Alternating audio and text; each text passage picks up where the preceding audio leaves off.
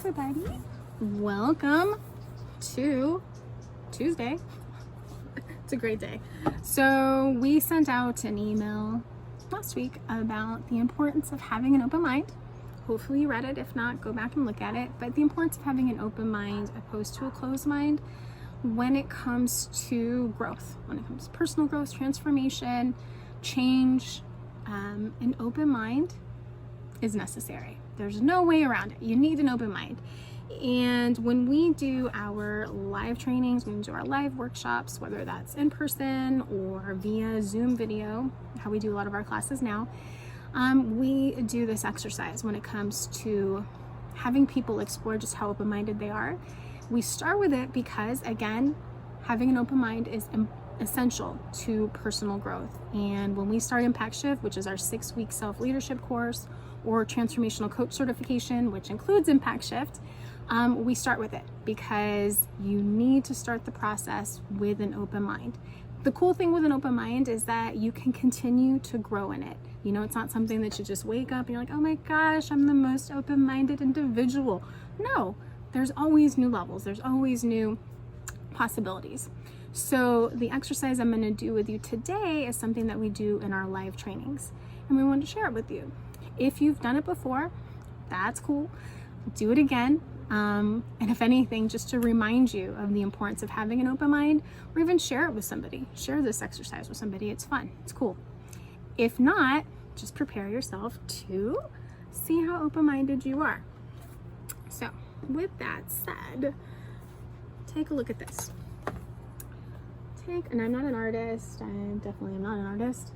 But let's just say these are all equally symmetrical squares. How many squares do you see here? You can press pause if you want. Take a moment, press pause, and just say how many squares are here. And then when you come back, we'll talk about it. Okay, so hopefully you're back and have thought about how many squares are here. Again, if this was live, we'd have people raise their hand and tell us how many are here. If it were via Zoom, put in like the comments, how many do you see here? So I'm just gonna say the typical answers are 16, 17, I think 21, 26, numbers like that. Those are the main ones, 26, 28. But what if I were to tell you that there are minimum 46 squares here, right? Trippy. So, and minimum, I'll tell you why I say that. So let's go through it.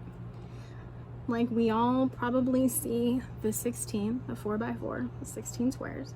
Then there's the entire square, which makes 17, which is why that's the main number we get.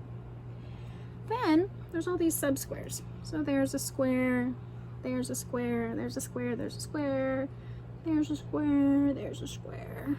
Then we get into the bigger squares. So you can see there's quite a bit of squares. But where there's 16 additional squares is here. There's the square outlined in black, and then there's the solid white square, which is its own square. And I remember the first time I saw this, I thought I was pretty open-minded. I was like, no way. But yeah, so that's 16 extra squares. Then we did this in a class where there was a mathematician, and he said, no, there's like 300 and something squares, because he saw things in 3D. So it just goes to show that there's always even more possibilities. So no matter how many squares you saw, what this goes to prove is just that how many times in situations, in challenges, in maybe it's like a new direction, you know, especially with COVID in 2020, and probably people are, you know, facing things they've never faced, decisions, ideas, challenges, opportunities. How many times do we limit ourselves in opportunities? How many times when given a new opportunity do we only see the 16, the 17, the 24 squares when there's so many more opportunities, so much more possibilities out there? So that's what this goes to prove, is like, okay, wow, I can be more open-minded. There's still more out there to see. There's still more possibilities. So this is what it's like when you process through a closed mind. I'll give you a little illustration. When you process things through a closed mind, it's like a funnel. Our minds are like a funnel. And this is going to represent a closed mind. 100% over here. Okay, so here's a funnel, if you can't tell. Again, not an artist, but here's a closed mind illustration. So 100% of what we hear, you know, whether that's teachings, books, whatever, talking to somebody, 100% of what we hear, if we process it through a closed mind, which means like you are quick to judge something. Are you someone that's quick to judge something? And maybe it's in a certain area, you know, a certain area of life, certain topic. Are you quick to judge something, quick to shoot something down, quick to condemn something, be critical, critical? When you are all of those things, that gives an insight that you're processing through a closed mind. 100% of what you hear ends up being, at most, you're able to receive 10%. That's why growth, transformation doesn't happen here. You know, it's like, it's slow moving if anything happens at all. So that's what happens when we process through a closed mind. Now, when we process through an open mind, we actually can flip that funnel, and it's a game changer. So let me use my handy dandy drawing skills here. 100% of what we hear comes through an open mind. Both my drawing and my handwriting could use some work. Anyways, so we flip the funnel. So here's 100% of what we hear comes through an open mind.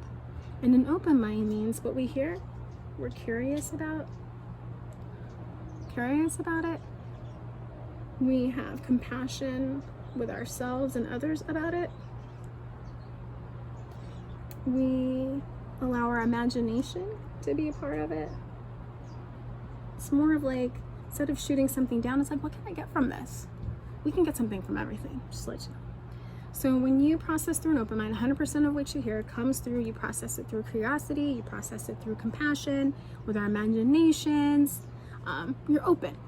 And another way of looking at this, closed mind is considered also a fixed mindset, meaning you ain't going anywhere, like you're fixed, like you're like, this is it, fixed. And that's exactly what happens, you're stuck. You got a closed mind, you're stuck. But an open mind is also considered a growth mindset.